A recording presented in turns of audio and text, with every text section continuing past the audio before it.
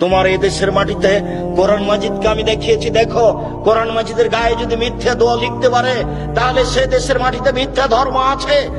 এক পৃষ্ঠা দোয়া আমি আব্দুর রাজ্জাক বলেছি, কিয়ামত পর্যন্ত কোনদিন যদি এই দোয়া রাসূলের দোয়া বলে প্রমাণ হয়, সেদিন আমি আব্দুর রাজ্জাক বিন ইউসুফ আর জাতির সামনে কথা বলবো না। আমি 20 বছর থেকে, আমি 1990 সাল থেকে 30 বছর থেকে চ্যালেঞ্জ দিয়ে আসছি, এখন পর্যন্ত কোন মায়ের বেটা দাঁড়ায় না। আব্দুর রাজ্জাক সাহেব, কোরআন মাজিদের শেষ দোয়াটি সত্যি নবীর বলা দোয়া, এই কথা কেউ বলতে সাহস করে না। আমি বলেছি সাদ্দাদের কাহিনী মিথ্যা। কেউ যদি সাদ্দাদের কাহিনী প্রমাণ করতে পারে, আমি সেদিন থেকে জাতির সামনে বক্তব্য দেব না। আমি বলেছি কোরআন মাজিদ বলতে হবে, কোরআন শরীফ নয়। কেউ যদি কোরআন শরীফ প্রমাণ করে দিতে পারে, আমি সেদিন থেকে জাতির সামনে বক্তব্য দেব না। আমি জাতির সামনে বলেছি যে আল্লাহর নবী যে রাস্তা দিয়ে হাঁটতেন, সে রাস্তায় বুড়ি কাঁটা পুঁতে রাখতো। একদিন নবী দেখলেন রাস্তায় কাঁটা নেই, নবী ভাবলেন বুড়ির কিছু হয়েছে। এই ঘটনার সত্যতা প্রমাণ হলে আমি জাতির সামনে কথা বলবো না। সম্মানিত দিনী ভাই বোন, ধর্মের নামে এদেশের মাটিতে মিথ্যা কথা আছে, যার কারণে মানুষ কোরআন মাজিদের গায়ে মিথ্যা দোয়া লিখে দিতে পারে। সে কত বড় দোয়া, এক পৃষ্ঠা যাবত। এইদিকে আছে একটা ছোট দোয়া, দো খাতমি কোরআন। রাসূল সাল্লাল্লাহু আলাইহি ওয়াসাল্লাম কোরআন পড়া শেষ করলে তিনি বলতেন, সুবহানাকা ওয়া বিহামদিকা আশহাদু আল্লা ইলাহা ইল্লা আনতা আস্তাগফিরুকা ওয়া আতুবু ইলাইক। এই দোয়াকে বাতিল করে মানুষের বানানো দোয়া কোরআন মাজিদের গায়ে লিখে দিয়ে মানুষ চালিয়ে দিচ্ছে, জাতি চালাচ্ছে, জনগণ চালাচ্ছে, আলে ওলামা চালাচ্ছেন। আর আমি যা বলছি সেদিকে আপনার কর্ণপাত হয় না। হয় না কেন? সত্য কথা বলতে এসেছি, রূপক কথা বলতে আসিনি। আবারও বলছি, 1990 সাল থেকে নিয়ে এখন পর্যন্ত আমি কোনোদিন অপ্রয়োজনীয় বাক্য বলিনি। 1990 সাল থেকে নিয়ে এখন পর্যন্ত আমি কোনোদিন মানুষের কাছে পথ খরচ পাথেও চাইনি। গাজীপুর জেলার কোনো মানুষ যদি বলতে পারে আব্দুর রাজ্জাক সাহেব একদিন আমার কাছে পথ খরচ পাথেও চেয়েছিল, পাথেও চেয়েছিল, এই কথা প্রমাণ হয়ে গেলে আমি আর জাতির সামনে কোনোদিন বক্তব্য দেব না। সম্মানিত দিনী ভাই বোন, আমি গাজীপুর জেলা সম্মেলনে ডাক দিয়ে উপস্থিত হয়ে জাতির সামনে কথা বলছি। আপনি বাড়িতে আছেন, আপনি টিভি নিয়ে বসে আছেন, আপনি বউ নিয়ে মজাক করছেন টিভির সামনে বসে, আপনার জবাব কি আছে আমি তা জানি না। অতএব দিনী ভাই বোন, আমি আপনাদেরকে সতর্ক সাবধান হওয়ার অনুরোধ রেখে বলছি। হাদিসের শেষ অংশে পূর্বের কথাগুলি আসছে। এবার আপনি দেখুন, ওই যে লোকটার মুখের ডান দিকে এবং বাম দিক লোহার বাঁকা লাঠি দিয়ে চিরে দেওয়া হচ্ছিল, ফেড়ে ফেলা হচ্ছিল, সে লোকটিকে ওয়া রাজুলুন কাদ্দাব, সে ছিল মিথ্যুক, মিথ্যা কথা বলতো। হুজুরকে যারা প্রোগ্রাম নিয়েছে তারা বলছে হুজুর এখন কোথায়? তখন হুজুর বলছে আমি যমুনা ব্রিজ পার হয়ে গেছি। তখনও হুজুর বাড়ি থেকে বের হয়নি।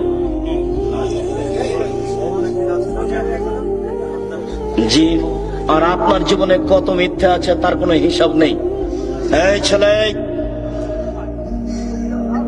যেখানে আর একজনের ক্ষতি হবে না, তোমার মান সম্মানের ক্ষতি হতে পারে, তখন তুমি মিথ্যার আশ্রয় নিতে পারো মর্মে ইব্রাহিম আলাইহিস সালামের ঘটনা তোমার সামনে আছে।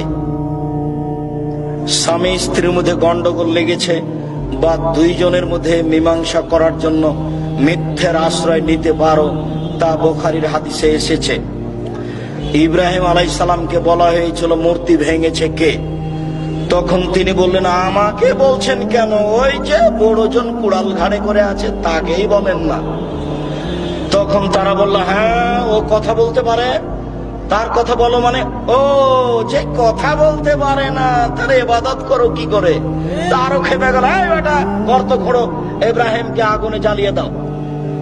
ইব্রাহিম সেদিন জানছেন যে আমি ভেঙেছি, তবুও তিনি নিজের কথা না বলে বলছেন ওই যে বড়জনকে জিজ্ঞাসা করেন, বলে দিবে কে ভেঙেছে। ইব্রাহিম আলাইহিস সালামকে বলা হলো আপনার সাথে কে? আর ভূখণ্ডে সবচেয়ে সুন্দরী মহিলা এ কে? তখন উনি বললেন এ আমার বোন। আবার তিনি তার স্ত্রীর কাছে গিয়ে বললেন দেখো হাজেরা, দেখো সারা, তোমার ব্যাপারে কিন্তু আমি বলেছি তুমি আমার বোন। তুমি যদি এখন বলো যে এটা আমার স্বামী, তাহলে আমরা মিথ্যুক হয়ে যাব। ফালা তুকাদ্দিবু বিহাদিসি, তুমি আমাকে যেন মিথ্যুক প্রমাণ করো না আমার কথাই। যখন তাকে গ্রামের লোক ডেকেছিল চলো যাই মেলা যাই, তখন তিনি বলেছিলেন ইনি সাকিম, আমি একটু অসুস্থ।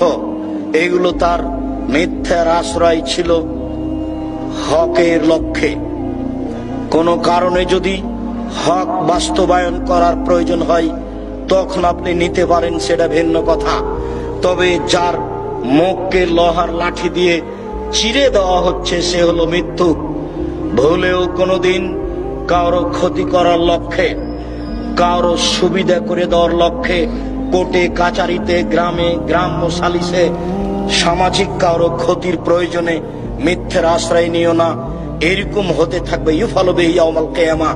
বিচার যতদিন পর্যন্ত না হচ্ছে ততদিন পর্যন্ত তার মুখকে চিরে ফেলা হবে এইভাবেই। ও রাজুলুন ইসতাক বিহি রাসু, আর ওই যে লোক যার মাথাকে পাথর দিয়ে, লোহা দিয়ে ভেঙে চৌচির করা হচ্ছিল, রাজুলুন আলেম, উনি হচ্ছেন মাওলানা মানুষ। কোরআন হাদিস জানতেন কিন্তু আমল করতেন না। জানা মানুষ, আমল করতেন না, যার কারণে এইরূপ করা হচ্ছে। যারা কোরআন হাদিস জানে, আমল করে না, তার অবস্থা কি হবে?